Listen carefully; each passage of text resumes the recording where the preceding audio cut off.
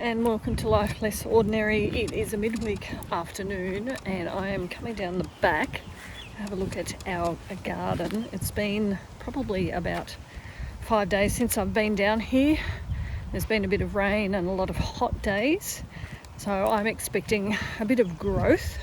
So I'm coming down to have a look before the expected thunderstorm hits, to harvest some things and just have a look at how things are going and see what work needs to be done over the next couple of days before I need to go away again. So come along and join me as I come into this area and have a look at what's going on.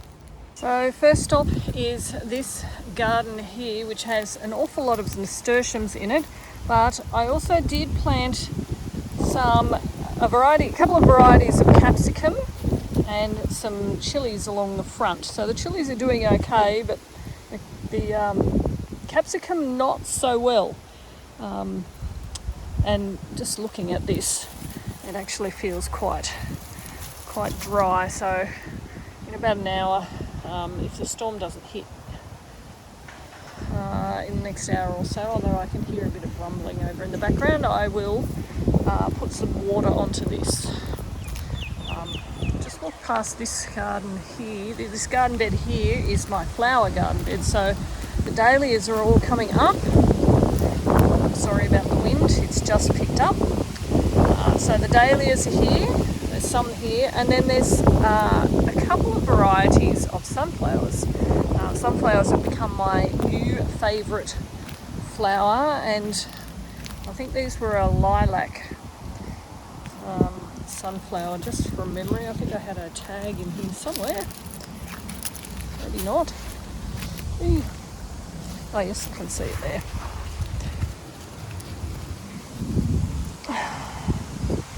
Compact lilac. I'm pretty happy with that one. It does look very pretty. So it's obviously very different, this one here to this one here. I'm trying to see if there's a tag there. I can't remember exactly what variety this was, I can't remember what this was, but you can see this one is definitely much more yellow, whereas these have a creamy colour with the pinky lilac-y colour in the centre. And the bees love it, and what I love about these ones is they're multi-heads. More bang for your buck. Not as tall as, say, your giant Russian or even your common sunflower, but lots of flower heads, and they are just absolutely gorgeous. Here we have a North Georgia candy roaster. I did plant two in here, but one is really struggling over here. But this one has lots of growth on it, just starting to get some flowers. So I'm hoping that will continue and we get a good crop of pumpkins out of this, but we'll see what happens as we progress. And through here, this is what seems to grow really well here. As you can see, we're growing this up on the trellis. Oh, look at the dark sky over in the background there. Anyway, what we have here is the Tromboncino zucchini. So if I move some of these leaves aside, you can see that we have quite a lot of these zucchinis growing in here, many of which are probably at the stage where we can harvest them, and some growing big enough that they would be considered marrows, I guess.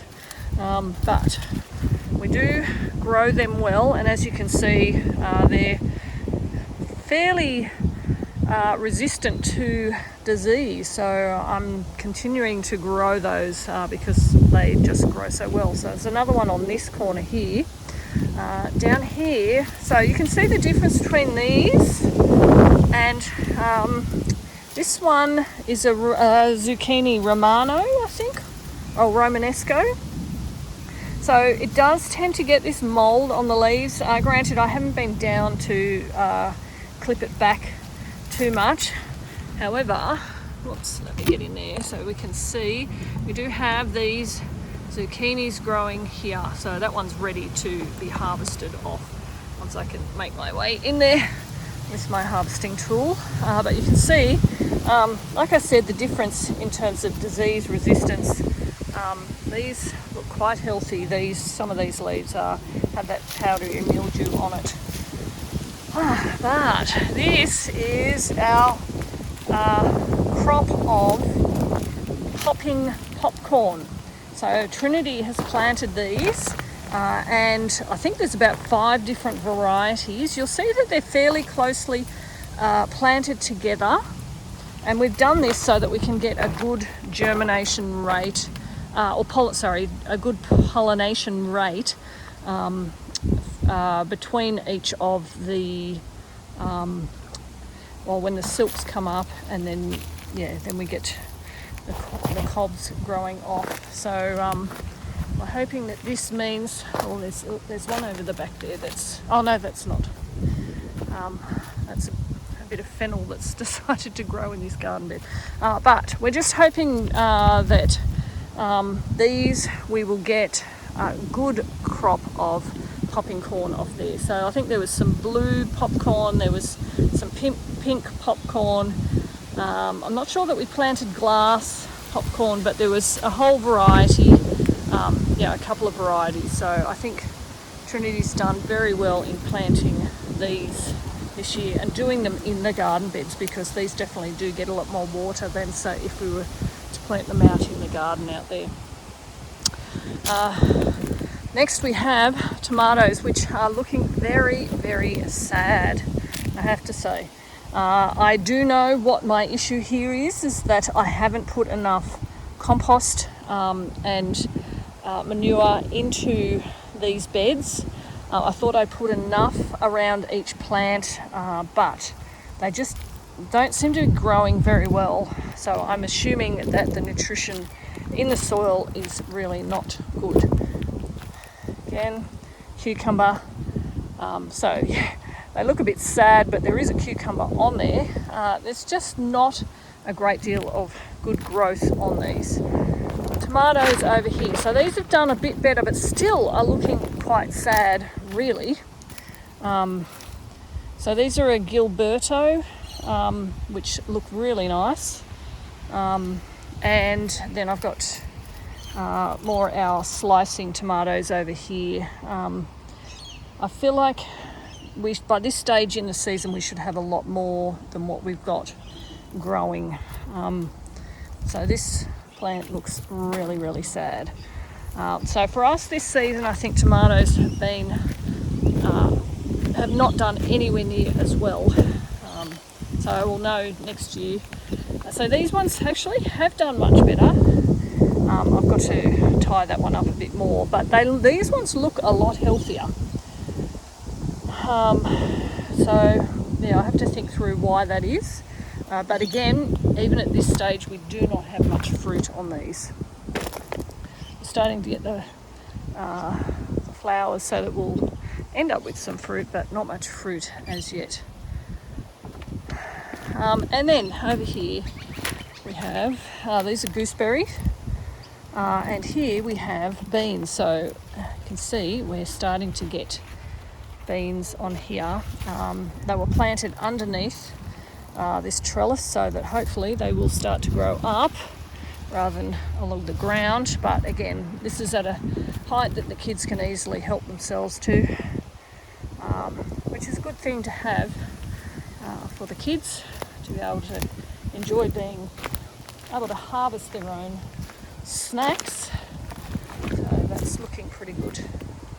I've just headed up from the back garden because it has started sprinkling and it does sound a little scary, so, and there's lightning, so I've come back up to finish this video off and to show you the things that we have managed to harvest just quickly before the rain hit.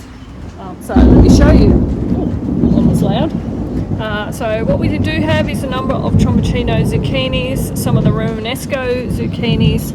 I've picked up some of those lilac sunflowers, some celosia and some zinnias, and a whole heap of yellow beans and one capsicum.